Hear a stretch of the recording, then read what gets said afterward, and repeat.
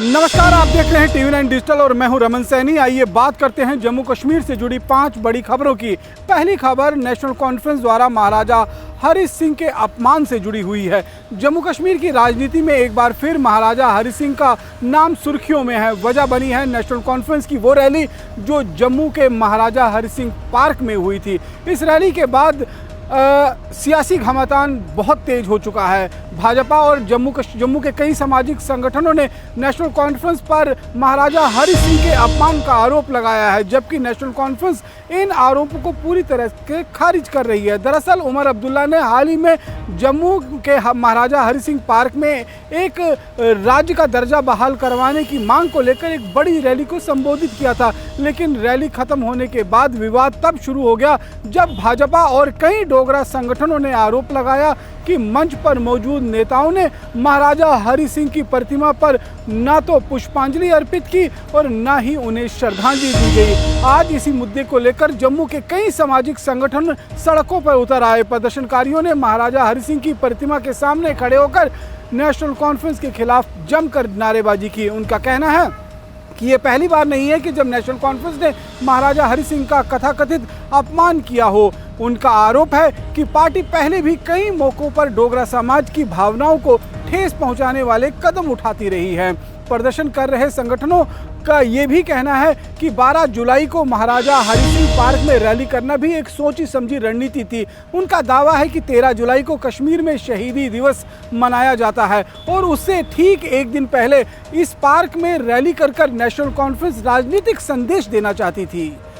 प्रदर्शनकारियों का कहना है कि ये केवल एक रैली नहीं थी, बल्कि महाराजा हरि सिंह की विरासत को नज़रअंदाज करने की कोशिश थी। इस पूरे विवाद पर भारतीय जनता पार्टी भी खुलकर मैदान में सामने आ चुकी है। भाजपा नेताओं का कहना है कि अगर किसी नेता की प्रतिमा के सामने रैली की जाती है तो सबसे पहले उन्हें श्रद्धांजलि देना और सम्मान प्रकट करना राजनीतिक शिष्टाचार होता है।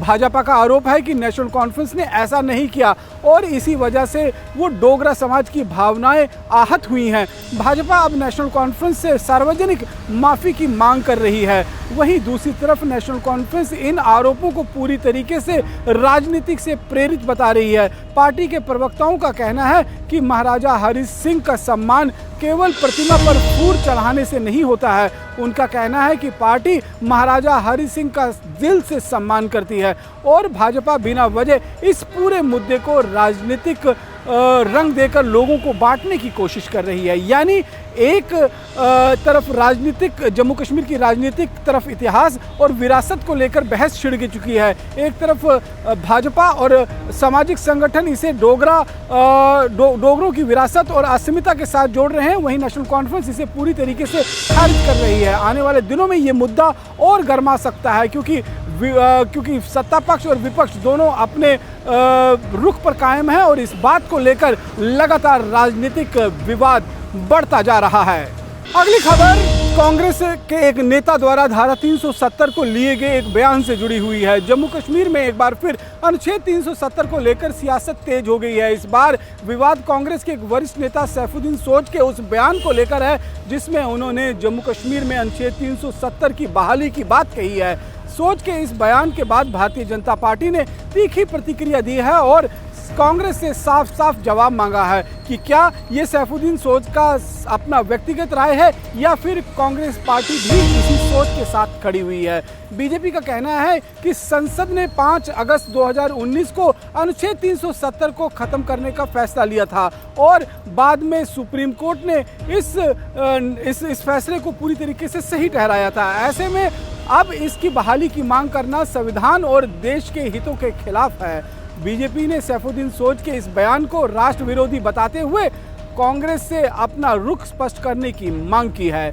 बीजेपी का कहना है कि इस तरह के बयान से जम्मू कश्मीर का माहौल एक बार फिर खराब हो सकता है। पार्टी के मुताबिक घाटी में हालात सामान्य हो रहे हैं, विकास के काम आगे बढ़ रहे हैं और ऐसे में इस समय इस तरह के बयान लोगों को भड़काने और राजनीतिक माहौल खराब करने का काम कर सकते हैं। बीजेपी ने कांग्रेस और नेशनल कॉन्फ्रेंस पर भी निशाना साधा है। पार्टी का कहना है कि एक तरफ नेशनल कॉन्फ्रेंस राज्य का दर्जा बहाल करने की मांग कर रही है, वहीं दूसरी तरफ सिक्के का दूसरा हिस्सा कांग्रेस है, जिसके वरिष्ठ नेता अनुच्छेद 370 की बहाली की बात कर रहे हैं। बीजेपी का आरोप है कि इन दोनों दलों अलग अलग मुद्दों से जम्मू कश्मीर में राजनीतिक गर्म करने की कोशिश कर रहे हैं और लोगों को भ्रमित किया जा रहा है। दरअसल पिछले कुछ दिनों से राज्य का दर्जा बहाल करने की मांग को लेकर नेशनल कॉन्फ्रेंस लगातार आंदोलन कर रही है और सैफुद्दीन सोज के 370 पर दिए गए बयान ने इस राजनीतिक बहस को और तेज कर दिया है। ऐसे में सबकी नज़र अब कांग्रेस पर है कि वह इस बयान से अपने आप को खुद को अलग करती है या इसे पार्टी का रुख मानती है। फिलहाल राज्य का दर्जा और 370 दोनों ही मुद्दे आने वाले दिनों में जम्मू कश्मीर की राजनीति के केंद्र में रहने वाले हैं। देखो, इनविटेशन मिले या न मिले, वो जंतर मंतर पर जाएं। हालांकि मेरी नज़र में वहाँ जाने की ज़रूरत नहीं है। असल है कश्मीर में ये एक इम्प्रेशन नेशनल कॉन्फ्रेंस को देना चाहिए। हमारा असल मसला दाखिली खुद मुख्तारी है। तो मैं अपने नौजवानों से अपील करता हूँ आपके ज़रिए कि वो इसमें दिलचस्पी ले ले। हमको स्टेटहुड जो है, किसकी ताकत स्टेटहुड ले लेगा? थोड़ी देर के लिए ये तंग नज़र लोगों ने लिया, लेकिन अभी मैं कहता हूँ आपको कि अगले ज़माने में यहाँ तहरीक होगी नौजवानों में कि वो दाखिली खुद मुख्तारी के लिए अपनी आवाज़ उठाएंगे और एक न एक दिन दाखिली खुद मुख्तारी बहाल हो जाएगी। शुक्रिया सर। अब बात करते हैं इंडस वाटर ट्रीटी के रद्द होने के बाद बगलियार और सलाल डैम के खोले गए गेट की। जम्मू कश्मीर में एक बार फिर चेनाब नदी का जलस्तर बढ़ने वाला है, क्योंकि सलाल और बगलियार दोनों बड़े हाइडल पावर प्रोजेक्ट में जलाशय से गाद निकालने यानी कि सिल्ट निकालने का काम शुरू किया जा रहा है। इसी को देखते हुए रियासी जिला प्रशासन ने एडवाइजरी जारी कर लोगों से चेनाब नदी के किनारे न जाने की अपील की है। प्रशासन ने साफ कहा है कि फ्लशिंग के दौरान नदी का जलस्तर अचानक बढ़ सकता है और बहाव भी बेहद तेज हो सकता है। प्रशासन के मुताबिक रामबन के बगलियार डैम में 16 जुलाई रात करीबन 10 बजे से ड्रॉडाउन फ्लशिंग शुरू की जाएगी, जबकि रियासी के ज्योतिपुरम सलाल पावर स्टेशन के स्लिपवे गेट 17 जुलाई सुबह 9 बजे से 26 जुलाई तक चरणबद्ध तरीके से खोले जाएंगे। इस दौरान जलाशय में जमा गाद को तेज बहाव के साथ बाहर निकाला जाएगा ताकि डैम की क्षमता बनी रहे और बिजली उत्पादन प्रभावित ना हो। दरअसल बरसात के मौसम में पहाड़ों से बड़ी मात्रा में मिट्टी और पत्थर और गाद आकर डैम के पास जमा हो जाते हैं। अगर समय रहते इन्हें ना निकाला जाए तो जलाशय की क्षमता कम होने लगती है और इसी वजह से समय समय पर फ्लशिंग की जाती है। बगलियार डैम में ये प्रक्रिया पहले भी होती रही है, लेकिन सलाल डैम का मामला पूरी तरीके से अलग रहा है। सिंधु जल संधि के तहत वर्षों तक सलाल डैम में नियमित सिल्ट प्रोसेस निकालने का जो काम था वो सीमित रहा है। भारत का भी कहना है कि संधि के शर्तों के कारण प्रभावी तरीके से डैम से सिल्ट निकालना संभव नहीं था, जिससे लगातार जलाशय की क्षमता प्रभावित रहा। लेकिन अब भारत द्वारा सिंधु जल संधि को निलंबित करने के बाद सलाल डैम में लगातार फ्लशिंग की जा रही है। यही वजह है कि एक बार फिर इसके स्लिपवे गेट खोले जा रहे हैं। प्रशासन ने इसके साथ ही चेतावनी जारी की है फ्लशिंग के दौरान चेनाब नदी में पानी का जलस्तर तेजी से बढ़ सकता है। इसका असर सलाल डैम के अपस्ट्रीम और डाउनस्ट्रीम दोनों तरफ गांव में पड़ सकता है। इनमें धरान, धनपाल, अनास, साई रंजन, महबूबगिरी और इस तरीके के कई ऐसे गांव हैं जो चेनाब नदी से किनारे किनारे अखनूर तक जो हैं वो बसे हुए हैं, जिसमें तलवाड़ा है और विजयपुर का इलाका है। बहुत सारे ऐसे गांव हैं जैसे जहां पर 16 जुलाई रात 10 बजे से 26 जुलाई तक लोगों को चेनाब नदी के किनारे न जाने,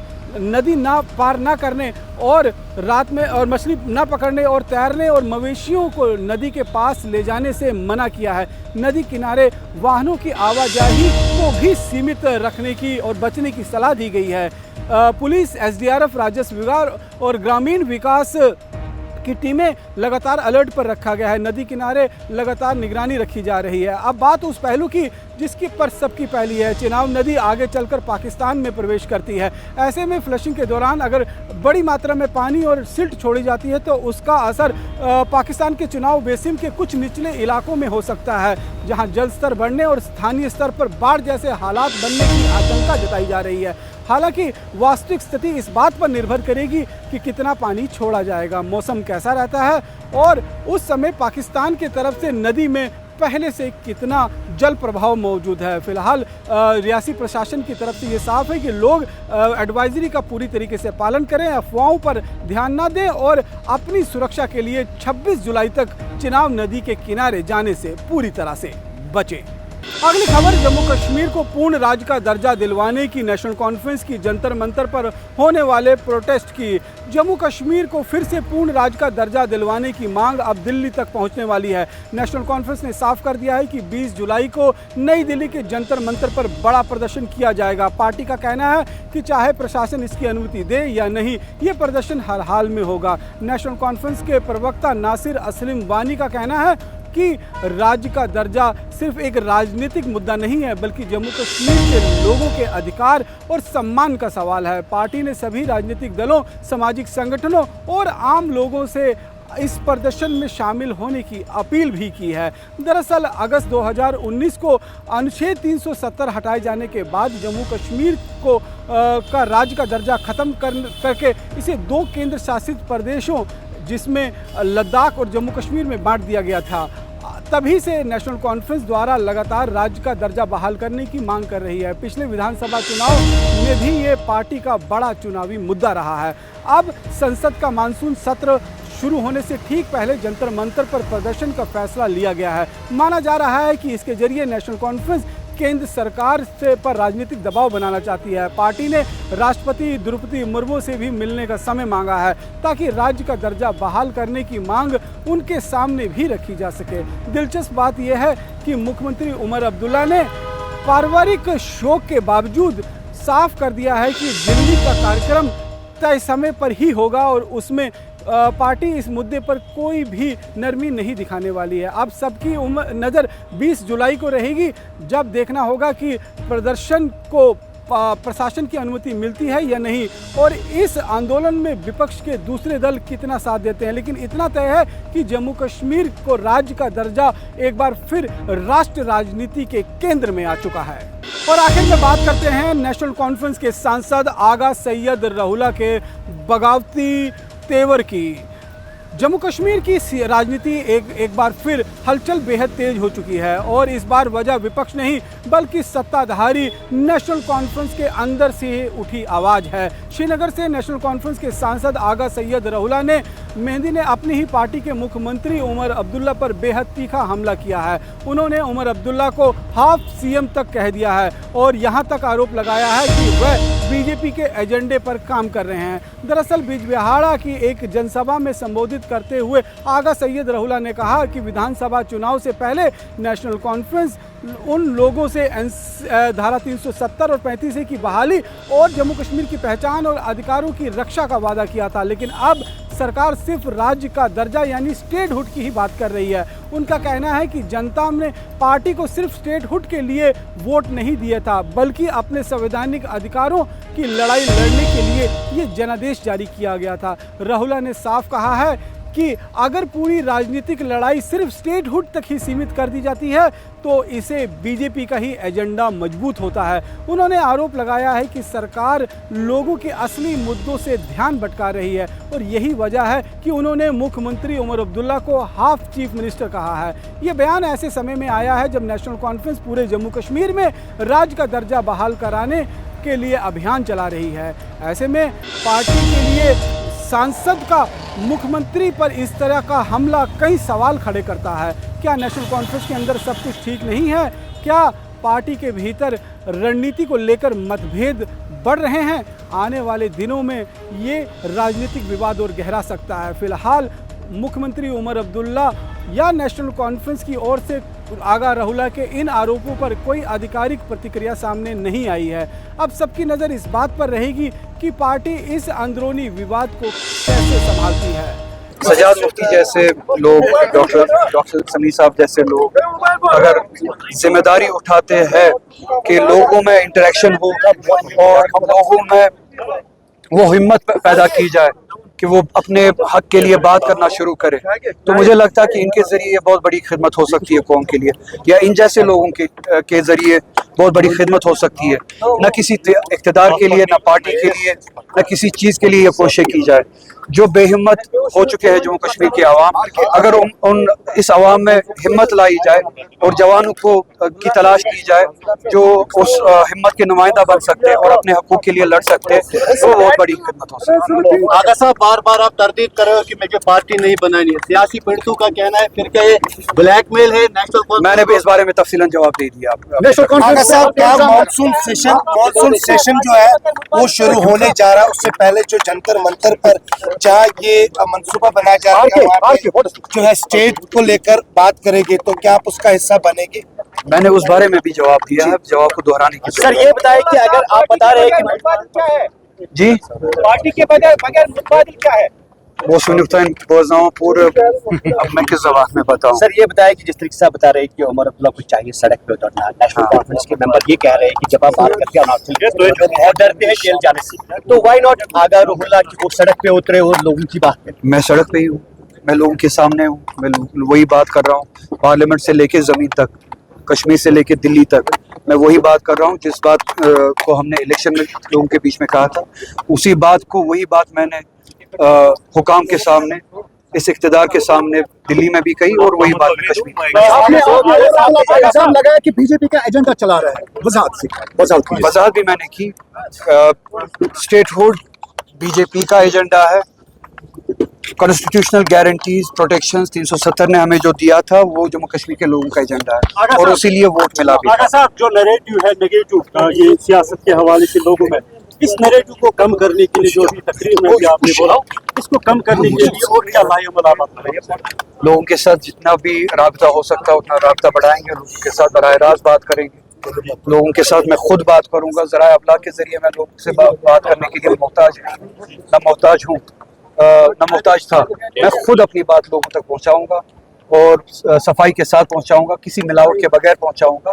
वही इसका मुतबादिल, और लोग जो है अपनी बात मेरी बात। आपने अपनी तकरीर में कहा कि कश्मीरियों के ऊपर बार बार जुल्म ढाए गए, आपका इशारा किसकी तरफ है, किसने जुल्म ढाए? अब जिनके लिए आपको गुस्सा आया है उन्हीं की तरफ मेरा इशारा है, जिनके लिए आपका दिल दुख रहा है उन्हीं के लिए मेरा इशारा है। फिलहाल जम्मू कश्मीर की खबरों में मेरे साथ इतना ही। देश दुनिया की तमाम खबरों को जानने के लिए आप देखते रहें TV9 भारतवर्ष।